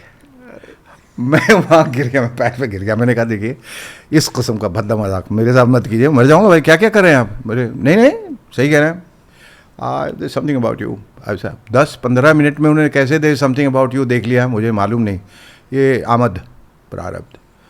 तो बोले बच्चे if you become the hero you will be opposite Rekha. तो मैं वाकई कोमा में चला गया उस वक्त। अब इट्स अनप्रेसिडेंटेड ना, कि आप 15 दिन अभी आए हुए हैं मुंबई में, 15 मिनट आप शशि कपूर के बगल में बैठे हैं, ना मुलाकात पहली ना कुछ, and is offering you the biggest film of his career, जबकि उनके दोनों अपने बेटे ने, the talk of bloody nepotism, उनके अपने 2 बेटे थे जो वो कर सकते थे, and more than half the industry was vying for that role. उन्होंने कितने ऑडिशंस, कितने जाने लोगों का, लड़कों का, नौजवानों का ऑडिशन लिया था, कोई उनके पसंद नहीं आ रहा था। उस वक्त हम पहुंच जाते हैं, बीच में सीन में अटक लेते हैं घुस गए। पर बोले इतना आसान नहीं है, ये आप जो हैं जाके गिरीश कर्नाड से मिलें, he is the director, he is a brilliant man, road scholar हैं, बहुत कमाल। तो माहिम में रहते हैं, ये नंबर है, ये नंबर, मैं उनसे बात कर लूँगा, आप यही मिली। तो मैं साहब ढूंढते ढांढते माहिम पहुंच गया, तो दरवाज़ा उनकी वाइफ सरस्वती ने खोला, उनको नहीं मालूम था मैं कौन हूँ, और बोली यस। तो मैंने कहा I have come to meet mister Girish Karnad. She said Girish your Charu Dutt is here. Amazing. Now that's I was like blown out of my wits. I said, what did she say? Charu Dutt आ गया। She felt, I later asked her, why did you say something like that? Because I felt कि जिस चारू दत्त के वो तलाश थे हमारे सामने खड़ा है, तो मेरे मुंह से अनायास निकल गया वो। अनबिलीवेबल ना। And then I went and met Girish, and बातें हुई बहुत से। तो उन्होंने कहा स्क्रीन टेस्ट है RK स्टूडियोज़ में, फला दिन आ जाना। वो तेली गली से कोई बस पकड़ते कहाँ साइन गया, वहाँ से बस चेंज करके मैं RK स्टूडियोज़ पहली बार देख रहा था, और शिव की भव्य प्रतिमा, मैं शिव भक्त, और वहाँ जाके प्रणाम किया, और मैंने कहा शिव जी मेरा ख्याल रखिएगा प्लीज़। तो देखा बड़ी भीड़ है, बड़े सारे नौजवान घूम रहे। मैंने कहा अच्छा स्क्रीन टेस्ट ऐसा भी होता है? मुझे कहा अकेला बुलाया होगा। हाँ, तो ऐसा नहीं। मैंने एक बंदे दोस्ती की, हाँ, मैंने कहा हाँ भाई तुम क्या स्क्रीन टेस्ट? तो मैंने हाँ। तो मैंने कहा किस रोल के लिए आए? बोला चारू दत्त। मेरे गई भैंस पानी में यार, तुम भी चारू दत्त के लिए आए? तुम क्यों आए हो चारू दत्त के लिए जब मैं आया हूँ? फिर दूसरे से पूछा, उसने कहा मैं भी चारू दत्त के लिए आया हूँ। मैंने कहा ये क्या अप्रैल फूल मनाया है भाई, क्या है क्या ये? सबको चारू दत्त के लिए बुला लिया, मुझे तो ऐसा लगा दिया गुड़ यहाँ कोहनी पे, मुझे ऐसा लगा कि मैं ही बनने वाला हूँ। तो सब देख रहे हैं एक दूसरे को, तो उसमें से 2-4 ने साथ ही कहा ऐसा क्यों लग रहा है कि रोल तुमको मिलेगा? अब मेरे मन में तो लड्डू फूट गए, मैं तो मतलब खुशी का पारावार नहीं मैं लेकिन बाहर से थोड़ा सा मैं बहुत ह्यूमिलिटी दिखाई, मैंने मॉडेस्टी। मैंने कहा नहीं ऐसा पागल हो गया तुम लोग, अच्छे हो से मुझे कहाँ मिलने वाला? अंदर सोच रहा हूँ सारे किसी तुमको ना मिले, मुझे ही मिले वो। मैं जितना मैं सोच सकता था, दुआएं दे सकता था खुद को, ईश्वर को, बोले तुम लोग बिल्कुल बीच में मत आना, मेरे वो रोल मुझे ही करना है। और वो स्क्रीन टेस्ट शुरू हुआ, फिर काफ़ी वक्त लग गया। लंच टाइम के दौरान गिरीश कर्नाड ने एक माइक उठाया, मेगाफोन, और बोला thank you so much all of you for having taken out your precious time, coming all the way to RK Studios, and all of you have done brilliantly. बहुत अच्छा किया आप लोगों ने. We'll get back to you. All of you can go home. Lunch time Except, पे. जी. हाँ. बोले all of you can go home except Shekhar Suman. टुक टुक. धुक धुक धुक धुक धुक धुक पर धुक धुक तो फट चुका था, दिल बाहर आ गया इस पे. क्योंकि ये तो नहीं है कि मुझे अकेले बुला के पीटने वाले थे या मारने वाले थे कि तुमने अरे इतना बुरा कैसे किया, तुम्हारी हिम्मत कैसे हुई यहाँ आने की. जाहिर है मैंने कुछ अच्छा किया था इसलिए, और सबको भेज दिया गया मुझे. और उन्होंने विद इन 10-15 मिनट्स मुझे कहा कि you are brilliant what you did, you are 90% in already. और सब लोगों ने बहुत पसंद किया. और अशोक मेहता इतने जाने माने सिनेमाटोग्राफर, इतने बड़े सिनेमाटोग्राफर, उन्होंने क्या बोला, इस बॉय इज़ ब्रिलियंट. लेकिन अभी थोड़ा दिल्ली दूर है. आखिरकार Rekha has to say yes because you are a newcomer. उसमें इंटीमेट सीन्स बहुत हैं और वगैरह वगैरह. आखिरी पड़ाव जो था वो रेखा. रेखा जी. मैंने कहा ये पड़ाव सबसे अहम और शायद सबसे मुश्किल, और सांप सीढ़ी वाली बात ना हो जाए 99 तो आउट हो गए फिर 0 पे चला जाओ. तो मुझे पृथ्वी थिएटर में बाकायदा दुल्हन बना के जैसे बैठती हैं रेखा जी आने वाली हैं, आपको देखेंगी तो आप बैठ जाइए, तुम बैठो. ऐसा डर के ऐसा बैठा रहता था ये कब आएंगी तो मैं देखूंगा. और वो जब गाड़ी आती थी तो दिल धड़कने लगता था ज़ोरों का. और फाइनली एक पूरे दिन के इंतज़ार के बाद वो कल्लू मियाँ की तरह वो गाड़ी आई नहीं. मैंने कहा यार ये क्या होता है मेरी ज़िंदगी के साथ, मतलब या तो बोल दो कि नहीं, या तो बोल दो इस तरह से तो मर जाऊंगा मैं. इतनी ज़्यादा एक्साइटमेंट मैं कहाँ कब तक संभालूं. दूसरे दिन दोपहर में इंतज़ार करते करते एक एम्बेसडर गाड़ी आई और उसमें से वो पाँव निकले जिसको देख के आप कह सकते थे कि नहीं ज़मीन पे मत उतारिएगा, मैले हो जाएंगे. और वो फिर आई, वो रेखा थी और जल्दी से आई. उन्होंने एक क्विक लुक मुझे ऐसे दिया और पूरा स्कैन कर लिया, जुप जुप, और अंदर चली गई. And that was it. कोई बातचीत नहीं, कोई बातचीत नहीं. हेलो, अच्छा, hello. And she knew, she's very sharp. She knew I was the boy because I was the only one sitting there. और शायद उनको बोला गया होगा कि बाहर बैठा मिलेगा आपको और देख लीजिएगा. फिर कोई बात नहीं, उन्होंने बाहर आए और उन्होंने कहा जो ऑफिस के लोग थे, आप ना Shekhar you can go home. 2-3 दिनों के बाद मैं पृथ्वी थिएटर पहुंचा. वहाँ जाया करते थे हम लोग चाय कॉफ़ी पीने. तो मैं ऐसा झांक रहा था पृथ्वी थिएटर के अंदर. पृथ्वी में ऑफिस था शशि जी का, पृथ्वी थिएटर के राइट ऑपोजिट. तो ऐसा झांक रहा था तो वो गार्डनिंग कर रहे थे, पानी वानी दे रहे थे पाइप लगा के. तो इधर आओ इधर आओ इधर आओ बच्चे इधर आओ, और आंखों में शरारत, आंखों में इधर आओ बच्चे. मैं खड़ा हो गया, यस सर यस सर. आपको फिल्म करनी है कि नहीं करनी है? तो मैंने कहा सर ऑफ कोर्स करनी है sir. Then go and grab the role, fool you have been chosen to be the. वो सुना मैंने. अब मैं इंतज़ार करता हूँ, मुझे चाय पीने दीजिए. फिर वो एक बड़ी अलग कहानी है. मतलब उस मोमेंट से मैं आपको बताऊंगा कि क्या हुआ. आप जैसे बता रहे हैं मेरे को तो ऐसा लग रहा है film. You can see a film. You can see a film. I can imagine. Imagine कर सकते हैं एक लड़का पटना से जिसने ख्वाब बुने हैं सालों की मैं बनूंगा, 20 से ऊपर का है उसकी, और वो बम्बई आए हुए उसे अभी थोड़ा ही वक्त गुजरा है. वो शशि कपूर जी के बगल में बैठा था, स्क्रीन टेस्ट दिया, अभी अभी वो रोल उसे मिल गया है. मतलब एक्साइटमेंट में ज़मीन फट गई, आसमान गिर गया, सब कुछ तहस नहस हो गया. क्या सुनामी बच्चा लगता उसके सामने जो मेरे साथ हुआ. और फिल्मों में मगर रहता तो पीछे बैकग्राउंड वगैरह धड़ाधड़ नगाड़े बजते और ये तूतड़ी बजती और जाने क्या क्या होता और बाहरों फूल बरसाओ, ये सब हो जाता. मैं आपको बता नहीं सकता, वो सारी चीज़ें मेरे दिमाग के अंदर कौंध गई, मैं पागल हो गया.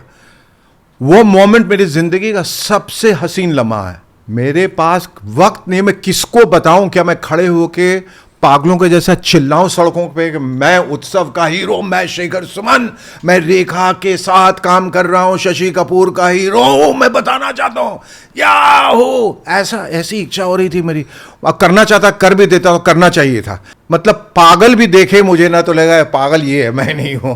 ये पहला जो होता है ना जब आपको मिलता है, और इतना unprecedented break for any newcomer till now. ऐसा हुआ ही नहीं है, ऐसा दूसरा उदाहरण नहीं है. मैंने मिले हैं मौके सबको, किसी ने यहाँ शुरुआत की, बट आके इतनी बड़ी फिल्म, उसका इंटरनेशनल वर्जन, अंग्रेज, ये वो सब ताम झाम, और रेखा के जो हीरोइन आपकी, और ऐसा कहाँ होता है 15 दिन के अंदर? लोगों को तो सालों लग जाते हैं, मतलब लोग इंडस्ट्री को समझने में, कहाँ जाना है, गेट के बाहर धक्के खाने, कहाँ कहाँ से सिफारिशें लेके जाएं तो ये होगा। देखिए मैंने कहानी बता दी और शायद घंटों में इसके बारे में बात कर रहा हूँ, तो ये पूरा उबाल जो है एक तूफान निकल के आ गया, और you can see it as a film, और that's it. And 2 months later I was actually doing a scene with Rekha ji, and I remember the first scene that Girish Karnad said, look, now you're the hero, okay, now you take control of yourself, and Rekha is a very professional actor, so kuch you don't feel scared or you know nervous. ये intimate scenes वाली बात है। हाँ, intimate scenes के थे काफ़ी, और पहला ही सीन वैसा था। अच्छा। तो मैंने कहा भाई आपको सहज सीन से शुरू करें, तो इतना तो खैर मैं बोल भी नहीं पता, but I just told him, तो he said not nervous, I said no, तो don't be nervous, nothing, she is an absolute professional, तो कहीं कोई संकोच, कोई हिचकिचाहट, कोई नर्वसनेस, डोंट बी अनर्व्ड। नहीं, बिल्कुल नहीं, मैंने अपने आप को झूठ में जैसा मैं ढाल देते हैं, बिल्कुल नहीं, मैं थिएटर एक्टर हूँ, मैं ये कर जाऊँगा, मैं वो कर जाऊँगा, मैं करके अपने आप को बहुत समझाया मनाया। And then I went and I just put my arm around her in the first shot, तो we are doing a rehearsal. ऐसा जब मैंने किया, शी सेड गिरीश ये तो बहुत ज़्यादा कंफर्टेबल हो रहा है, He's so comfortable. Yeah, isn't he supposed to be nervous? He said, you don't know. He has been practicing the whole day with the pillow thinking it was you. So, बहुत he was making light of the situation, of course. और बस the rest is history. Then she was an absolute professional. The first day, before the shot started, there was a massive income tax raid on a house in Bombay. And Shashi ji came and broke the news. क्या होता? सब कुछ छोड़ के भागती जाती, और वो शूटिंग रुक जाती, फिर पता चला she is opted out of the film. मैंने कहा there goes my career, boss और बनिए, होशियारी कीजिए, दौड़िए, लोगों को बताइए, ये हो गया ना। यहाँ तक आते आते many a slip between the cup and the lip, लब तक आते आते हाथों से जाम छूट जाता है। तो मैंने कहा गई भैंस पानी में। But she said Babua, she said used to call Shashi का बबुआ, इधर आओ, मैं कहीं नहीं जा रही हूँ, these are your dates, I'll stay no matter what they want to do, let the house be open, let them ransack me, I'm shooting for them. Hats off to Rekha ji, hats off to you, you saved my life, you gave me a career, I'm indebted to you, I'm really thankful to her. Shashi ji is not there anymore, nor is Girish Karnad ji, but God bless their souls. Yeah. उत्सव से debut, जहाँ the रेखा के साथ पहली film में intimate scenes और उनके साथ स्क्रीन शेयर करने का मौका, फिर एक फिल्म आती है अनुभव, है ना, वहाँ एक अलग ही आपको से भी एक इंटरेस्टिंग किस्सा सुनाता हूँ जो अनुभव और उत्सव के बीच में हुई। प्लीज बताइए। उत्सव अनफॉर्चुनेटली क्या हुआ, बीच में Jennifer ji passed away, she had cancer, तो वो फिल्म थोड़ी सी डिले हो गई थी। और उस दौरान मुझे, हम तब महाकाली में रहते थे, और बनिए की दुकान जहाँ टेलीफोन था वो कुछ 1 किलोमीटर दूर था, तो जब कोई फ़ोन आता था, हमने नंबर दे के अपना रखा था, तो वहाँ से एक लड़का दौड़ा हुआ आता था और फिर हमें दौड़ा के साथ ले जाता था। फिर हम पागलों के साथ दौड़ते थे, वहाँ जाते थे, जब तक जाते थे फ़ोन कट जाता था, फिर इंतज़ार करते, फिर फ़ोन आता था। तो खैर एक दिन एक फ़ोन आया, दौड़ते हुए गए, हमने कहा हाँ जी। तो उन्होंने कहा कि मैं फ़लाँ डायरेक्टर बोल रहा हूँ, और मैंने कहा कहिए। तो I want to sign you for a film, और ये है, इसमें ये कहानी है, you play a very conscientious journalist, और एक सच्चे पत्रकार की भूमिका निभा रहे हैं आप, और जो सत्य में जयते में बिलीव करता है। उस फिल्म का नाम है मानव हत्या, you know the murder of humanity. और पैसे बड़े कम हैं इसमें। मैंने कहा कितने कम है? बोले मैं आपको उस पर 5,000 दे पाऊँगा। अब उत्सव मैंने 25,000 में साइन की थी, और 10,000 का मुझे ये भूल गया, शशि जी ने मुझे 10,000 का साइनिंग अमाउंट दिया था।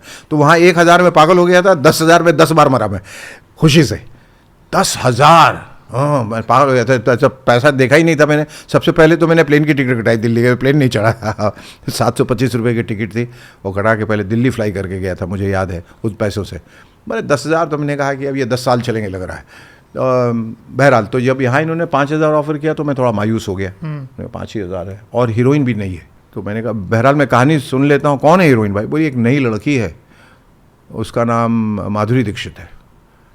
मैंने कहा अच्छा, तो आप मिलवा दीजिए, मैं देख सकता हूँ उनको, आप करेंगे? मैंने करेंगे। अगर मैंने कहा जब रेखा जी मेरे साथ काम कर सकती है बीइंग अ न्यू कमर, तो मैं being a newcomer why will I not work with another new कमर?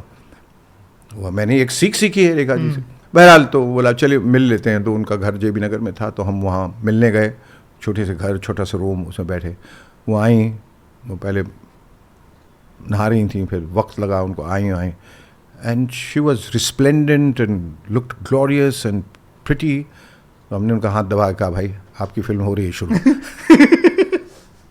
करेंगे, आप 5 की जगह 2,500 भी देंगे तो भी करेंगे। जस्ट किडिंग, मतलब तो हम तैयार हो गए। मैं she look nice, you know. तो it was her second film. Her first film was Rajshri की फिल्म थी, क्या नाम बोल रहा हूँ उसका, and this was going to be my second film, so we came together to do this film. दोनों की दूसरी हाँ, फिल्म। तो उस फिल्म की शूट, अब फिर आके प्रोड्यूसर कहता है ये लोकेशन के पैसे नहीं, आपका घर मिलेगा शूट। मैंने कहा भाई अब ऐसा करो, अब थोड़े दिन में तुम मुझसे पैसे लिया करो और फिर शूट करना, घर भी ले लो, कपड़े भी ले लो, मोटरसाइकिल ले लो, जो करना है ले लो। तो बोला कि देखो अभी वो माधुरी को आने में टैक्सी के पैसे नहीं है, तो can you go and pick her up motorcycle. तो मैं पहले माधुरी दीक्षित को मोटरसाइकिल पे लेने जाता था, वो बैठती थी, उनको लेके आता था। बोले मेकअप मैन के पैसे नहीं है।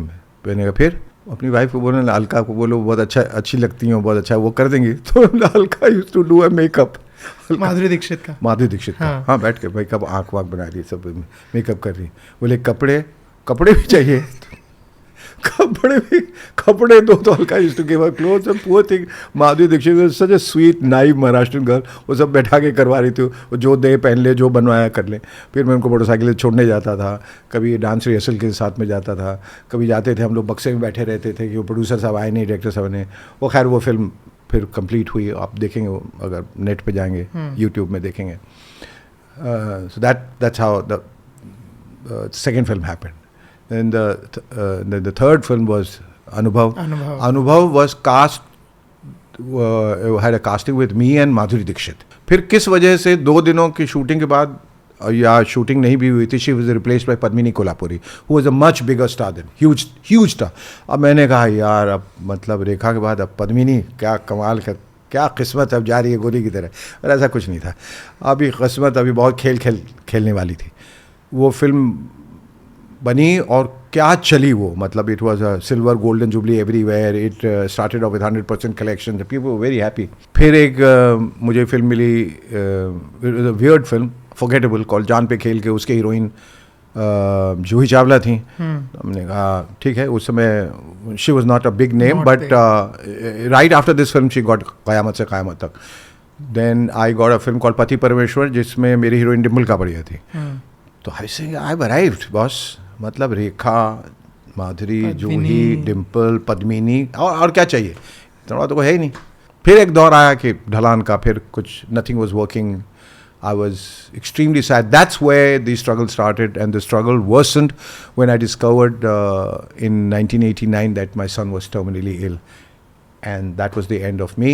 That was the end of Shekhar Suman. That was the end of my career. I thought that was the end of my life, my family, everything, because सब कुछ खत्म हो गया, मुझे ऐसा लगा। And then for each day that passed, I sat next to my son, holding him in my arms, thinking that one day he's just going to go away. And we were just crying for about 4 years before he went away. He was given 8 months time. He survived for 4 months. And most trying times of my life. But कहते हैं किसी को मुकम्मल जहाँ नहीं मिलता, कहीं ज़मीन तो कहीं आसमान नहीं मिलता. So I've been through a lot, I've seen a lot, and I've had, but it's my gratitude to the universe, to God, to people who have helped me, who've been kind enough, and so life goes on. You were asking something about my other movies, but नहीं, मैं इसी में थोड़ा और जानना चाहूँगा. जी. मुझे नहीं लगता कि किसी भी माँ बाप के लिए उसके बच्चे से गुजर उससे बड़ी ट्रेजेडी तो है ही नहीं, कुछ नहीं जिंदगी में है ही नहीं, कुछ नहीं हो सकता. आयुष के गुजरने के बाद आप डिप्रेशन में गए, बहुत सारी चीजें आपके लिए बिगड़ी. अलका जी ने भी इस बारे में बात करी. But she came out much stronger. क्या बदला? I remember very clearly when Ayush was on the floor on an ice slab, and we had kept Adhyan away. और वो उस शाम वो आया और ऐसा उसने देखा अपने भैया को लेटा हुआ, and people were crying and the parents were crying and everyone. I don't know what changed inside him. He was a very small kid. He was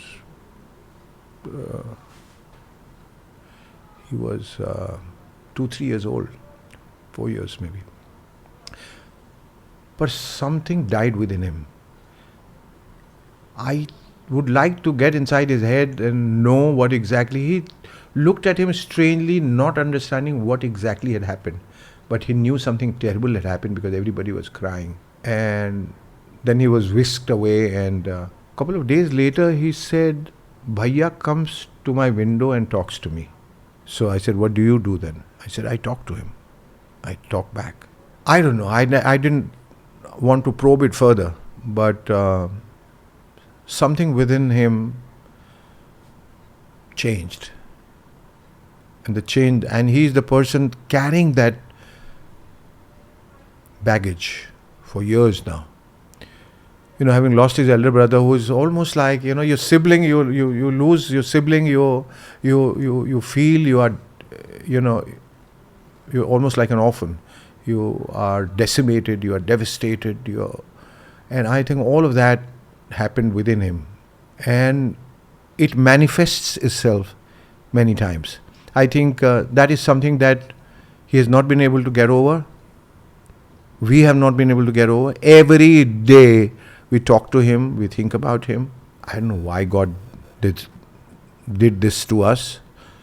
But I guess anybody who loses a child asks the same question to God, why me? You never get the answer. दिल को बहलाने के लिए बहुत सारी चीज़ें बोली जाती हैं कि ये कर्म है, चाहे पिछले ज़िंदगी का कुछ हिस्सा बाकी रह गया था. But lot of these seers and these saints whom we met, Gurujis and all, he said वो आपको एक बार मिलेगा ज़रूर, दर्शन देगा और आप ही के घर में वापस आएगा किसी न किसी दिन. He was an angel. And बाबा विश्वनाथ के मंदिर अलका गई थी उस समय fighting Lok Sabha elections 2009 from Patna Sahib, और मैं कैंपेन कर रहा था. मेरे पॉकेट में फ़ोन था. वो फ़ोन मैं साइलेंट पे डालना भूल गया. घंटी बजने लगी. I should have ignored it. और स्पीच के बीच में तो कोई बात भी नहीं करता, तो मैंने जनता को कहा 2 सेकंड ज़रा, एक बहुत इंपॉर्टेंट कॉल आया. तो बिकॉज जब मैंने ऐसे निकाला, बात करते करते जब जेब से निकाला, देखा नेम अलका फ्लैशिंग, तो मैंने कहा शायद कोई इंपॉर्टेंट बात हो. तो मैं ये भी कह सकता था मैं बाद में फ़ोन करता हूँ, पर मैंने कहा बोलो. और उसने कहा you know what happened now when somebody talks in that tone, और पूरी घबराई हुई. What do you think? Accident हो गया. या the person that her friend who had gone with her, she might have some trouble. कुछ तो हो गया. या they met with an accident और she is like fallen ill. और you know what was my answer? Did you meet Ayush? She said, how the hell did you know? I met him right outside the temple. But how did you know? I said, I don't know. यही मेरे दिमाग में आया. जबकि कोई ऐसा कोई वजह नहीं, कोई वजह नहीं थी कि मैं ऐसा बोलता. कोई मंदिर से पता है क्या हुआ, वो कहाँ से बोलूँगा मैं. कुछ और बताओ क्या हुआ भाई, जल्दी बताओ, अभी मैं भाषण दे रहा हूँ. ये कुछ भी हो सकता था. फ़ोन नहीं लेता, काट. बोली कि जब मैं गाड़ी में थी, हम लोग निकलने वाले थे, तो एक आवाज़ आई कि कुछ दीजिए पैसे, नॉक नॉक. तो she was busy with something, तो उसने 10 रुपये का नोट निकाल के ऐसे उसके हाथ में दे दिया विदाउट लुकिंग एट हिम. तो उधर से आवाज़ आई, इतने से मेरा क्या होगा. She was like what. Now why did she react to इतने से मेरा क्या होगा? Because when Ayush was ill he had certain dietary restrictions. ये नहीं खा सकता, वो नहीं खा सकता, वो, और बहुत कम पोर्शन में दिया जा सकता है उसको. And he was getting weak by the moment. Water retention हो गया था बहुत ज़्यादा. I can't even begin to describe that. और बहुत दुबला, बट स्टिक्स के ऐसे हाथ हो गए थे. चेहरा भी बहुत, मतलब मैं वो मंजर याद करता हूँ तो रोने लगता हूँ. और तो हम बहुत कम खाना देते थे उनको. तो वो देखता था ऐसा, और बहुत बच्चे की तरह नादानी में पूछता था, बहुत मासूमियत से, कि इतने से मेरा क्या होगा. That's exactly how he said that. And she was like, she said I blacked out. I blacked out. वो सुन के मैंने कहा, ओ माई गॉड, दिस इज़ आयुष। उन्होंने सारा पैसे के लिए हाथ डाला और लेके नहीं, उन्होंने बोला ऐसे क्या होगा, तो उसने ऐसे शी रिएक्टेड, बोली तो आयुष देखा, तो आयुष खड़ा था, आयुष खड़ा था वहाँ। She blacked out and she went for the entire bunch of money in her purse. उसको उठाया और देने के लिए हाथ बढ़ाया, तो he wasn't there. He had just come for that moment to meet his mom. Unbelievable but true. और उसके इर्द गिर्द कोई ऐसी जगह नहीं थी जहाँ से कोई आ सकता था या जा सकता था, खुली सी जगह थी। We all been through a lot. और मुझे लगा कि ज़िंदगी में I am almost immune to now any pain और success और failure, ये नहीं। पर पूरा जो दारोमदार था और जिम्मेदारी, और मैं समझता हूँ कि मेरी सारी पूंजी, मेरा सारा सरमाया, मेरी सारी धरोहर अब अध्ययन है। हमें इसकी देखभाल करनी है अब। Ayush is in him, he is Ayush and अध्ययन बोथ फॉर अस। और हमने उसको बहुत नाजो नखरे के साथ पाला है। We sent him to the best school in London, here there, फिर New York film academy he went.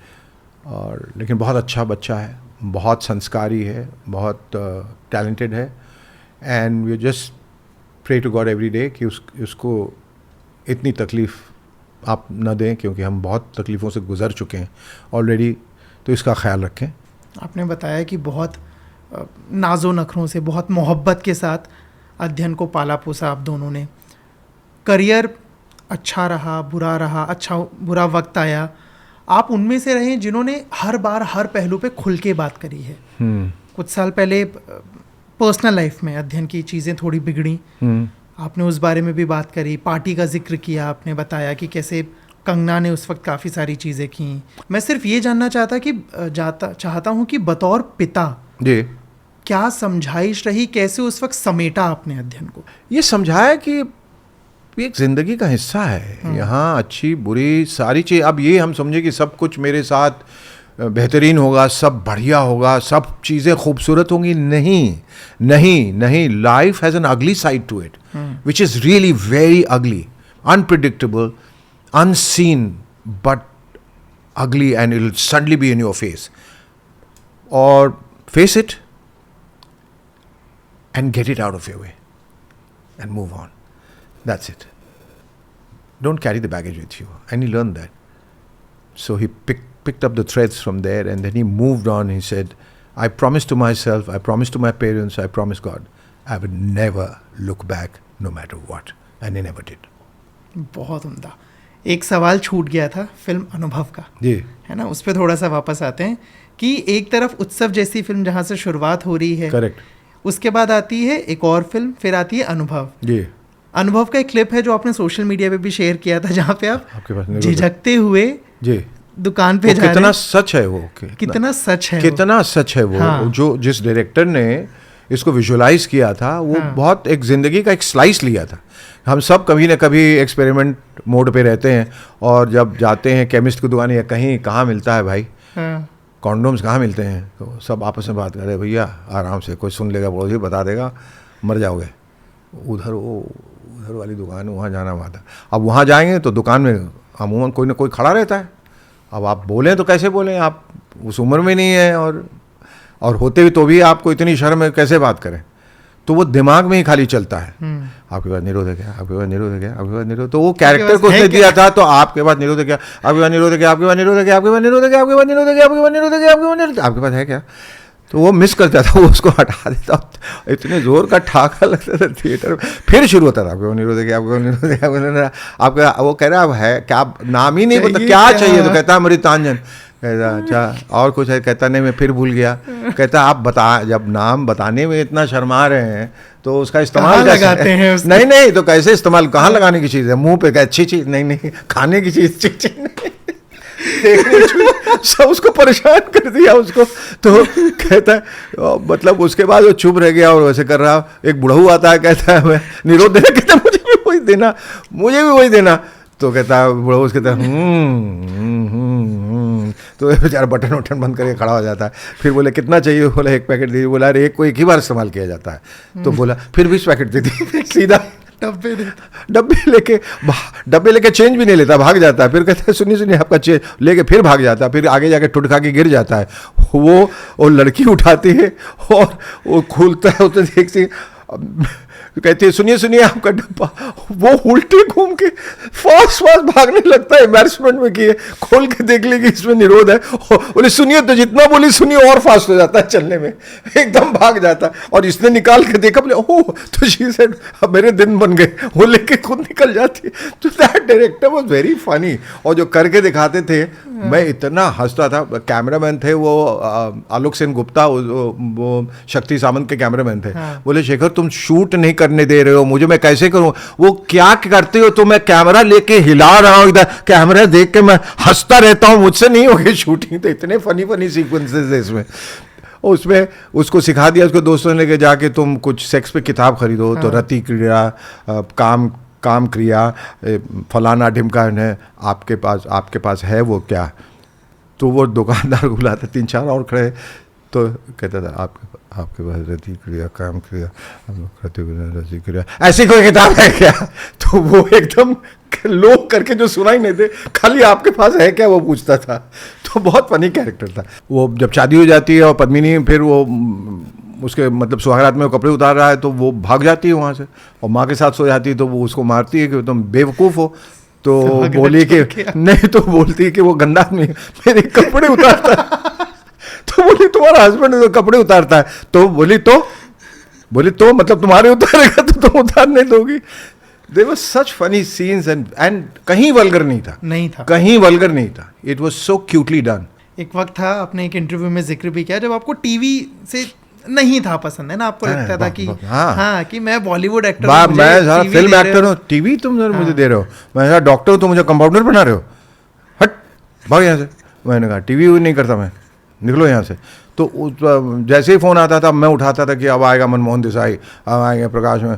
तो कोई भलता था, वही कल्लू मियाँ नाम का, हेलो कल्लू बोलिए आज टीवी सीरियल आया करेंगे क्या? अरे हट चले, कुछ नहीं करना है मैं।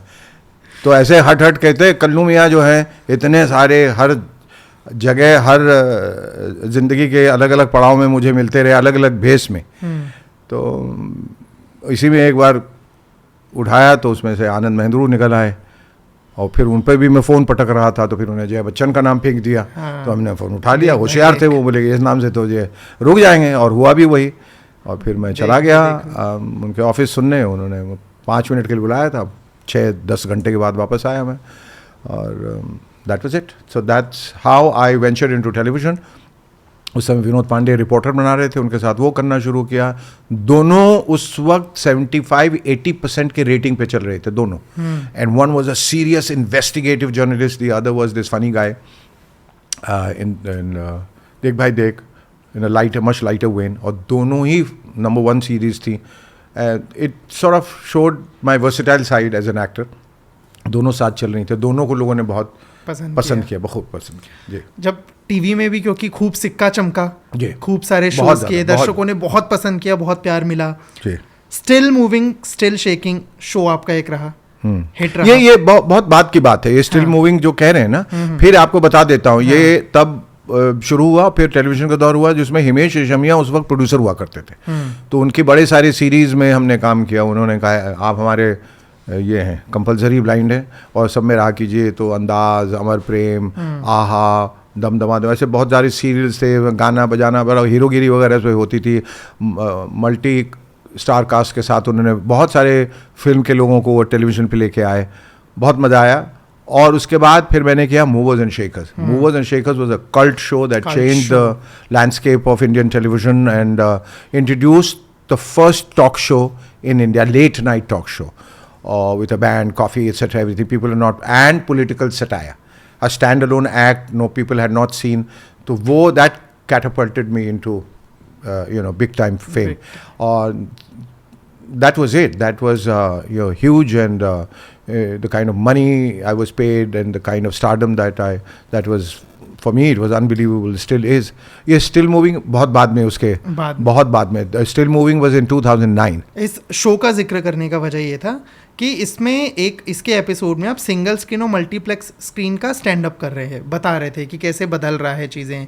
उसमें एक लाइन में आप कहते हैं कि प्लेटिनम में थोड़ा और पैसे डालें तो आफताब या तुषार कपूर खुद घर आकर पूरी फिल्म के डायलॉग सुनाएंगे। कॉमेडी सटायर था, कोई सटायर करेक्ट। हाँ। कभी ऐसा हुआ कि किसी का नाम लेने की वजह से दिक्कत हुआ होगा, बताया नहीं। अच्छा। लोग मन में कोई आके ऐसे नहीं बोलता था, बल्कि जब मैं मूवर्स एंड शेकर्स करता था, मैं हर रोज जो टांग खिंचाई किया करता था उसमें जिनकी नहीं करता था वो आके कंप्लेन करते थे, भाई हमसे क्या गलती हुई। अच्छा। तो हमारी क्यों नहीं खिंचाई कर रहे हो, हमारी भी खिंचाई करो। हाँ। हम में भी कमियां हैं, ऐसा तो नहीं है कि हम लोग एकदम कंप्लीट आए, तो हमारी क्यों नहीं करते, हमारा नाम भी जिक्र होना चाहिए तुम्हारे शो में, ऐसा था। तो एक चूँकि गेस्ट बहुत होते थे और वो that was the first show of its kind which ran 5 times a week 22 days a month। हर शो में 2 गेस्ट, यानी महीने में 44 गेस्ट। अब लाएं तो कहाँ से लाएं, सबको उठा के इधर उधर से, we are making stars out of them. तो उसमें उस समय पॉप सिंगर्स जो हैं वो बड़ा एक फैशन, एक कल्चर निकला था, रोज़ हम पकड़ लिए आते थे।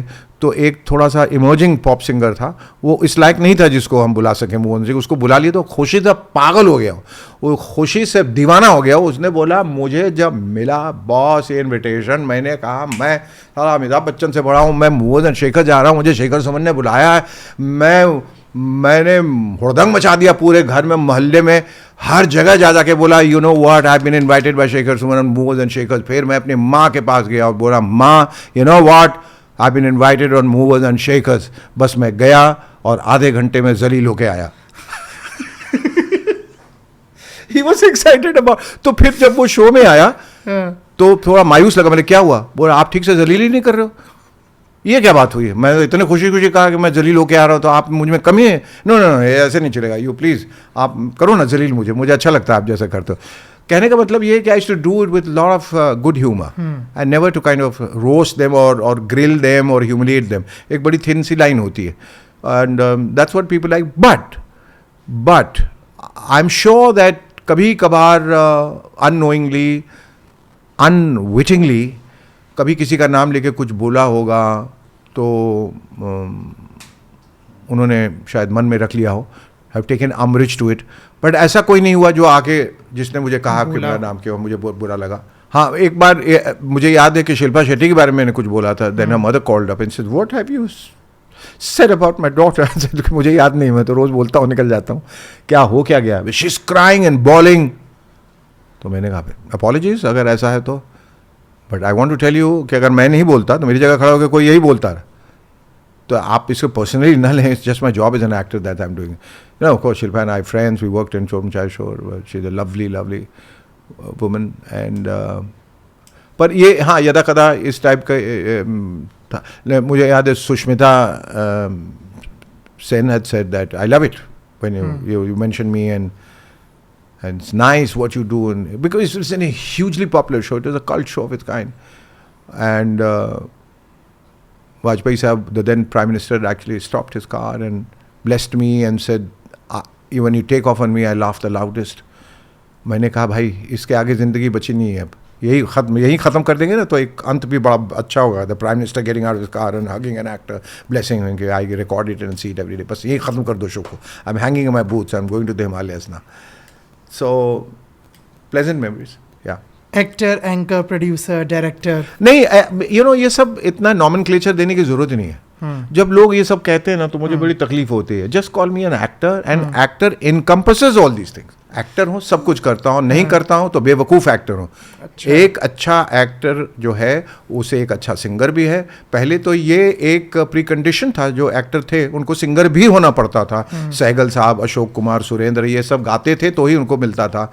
ऐसे ऐसे किशोर कुमार एक्टर भी थे, सिंगर भी थे, प्रोड्यूसर भी थे, डायरेक्टर भी थे, म्यूजिक डायरेक्टर भी थे, लिरिसिस्ट भी थे, एडिटर भी थे। He was a genius. और बहुत सारे ऐसे लोग हुए, मनोज कुमार, देवानंद साहब, Raj Kapoor, Guru Dutt. I would also like to clarify that I was never a host. I am not a host. Host क्या होता है? होस्ट वो होता है जो होस्टिंग करता है। Actor can never become a host. Actor और शायद करते होंगे या होते होंगे, जब बच्चन साहब ने किया, सलमान करते हैं, जो भी। For me it is the role of a host. तो I take it as a role कि मुझे एक होस्ट का रोल मिला है। लवली। ये शायद ना अफवाह फैली हुई है मार्केट में और जरूर, गूगल वगैरह में जरूर, कि ये जो मेरे सामने शख्स बैठा है, हाँ। ये जीवन के 60 बसंत पार कर चुका है। तो फिटनेस फंडा क्या है? फिटनेस फंडा फिटनेस है, वही तो फंडा है, और क्या है. I think actors specially should be ageless, and I am ageless, and everyone else is. आप एज के दायरे में तब फंसते हैं जब आप एज के बारे में सोचते रहते हैं. फिटनेस ये है कि जब तक आप फिट नहीं रहेंगे जिंदगी में कभी कुछ नहीं कर पाएंगे. हमारी इंडस्ट्री में तो ये एक क्लॉज की तरह है, एक ज़रूरत है. You have to be fit, you have to be looking nice. और आई ऑल्सो स्ट्रांगली फील कि you look after your body, the body looks after you. Social media पे जब फोटोज वायरल होती हैं आपके और अध्ययन की, जहां मोस्टली कमेंट ये मिलता है, हाँ ये क्या, ये यंगर ब्रदर हैं और ये दिख रहे हैं यंग दिख रहे हैं. हाँ वो ठीक है, हम लोग आदी हो चुके हैं, ठीक है, that's all in good humour. ऐसा कुछ उसको सीरियस नहीं ले लेने का. कंपेयर नहीं करना चाहिए. वो ऑल कंपैरिजंस आर ओडियस. क्यों? आप बहुत जवान देख रहे हैं, अपॉलॉजीज, मुझे नहीं दिखना चाहिए, मुझे माफ़ कर दीजिए, मैं आगे से नहीं दिखूंगा, माफ़ी मांगता हूँ. ये भी कह देता हूँ. मुझे हक नहीं है, क्यों मैं दिख रहा हूँ, ईश्वर मुझे जल्दी बूढ़ा कर दो, मुझे नहीं जवान दिखना है. हाँ मुझे बहुत गंदे गंदे कमेंट्स आ रहे हैं कि आप अध्ययन से ज़्यादा जवान दिखते हैं, आप बहुत जवान दिख रहे हैं. ऐसा क्या? आप, एक ने लिखा, आप आजकल सख्त लौंडे कैसे दिख रहे हैं. सख्त लौंडे? I am fit, that's it. Fit and healthy, that's it. हाँ. तो इस मुख की मैराथन के लिए बहुत बहुत धन्यवाद. जब आप किसी नई मंडी में आएंगे तब हम फिर आपके पास आ जाएंगे बात करने, और उम्मीद है आप वक्त देंगे. So thank you so much. बहुत बहुत thank you. It was lovely. Hi, मेरा नाम शेखर सुमन है और आप मुझे देख रहे हैं बॉलीवुड बबल पे.